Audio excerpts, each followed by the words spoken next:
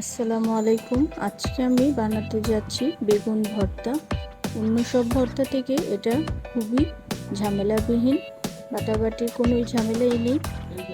10 থেকে 15 মিনিট বেগুনটাকে পুড়ে সেদ্ধ করে নিয়ে খোসা ছাড়িয়ে শুধু তেল, মরিচ, লবণ, পেঁয়াজ, ধনিয়া পাতা দিয়ে মেখে ভাতের সাথে পরিবেশন করা যায়।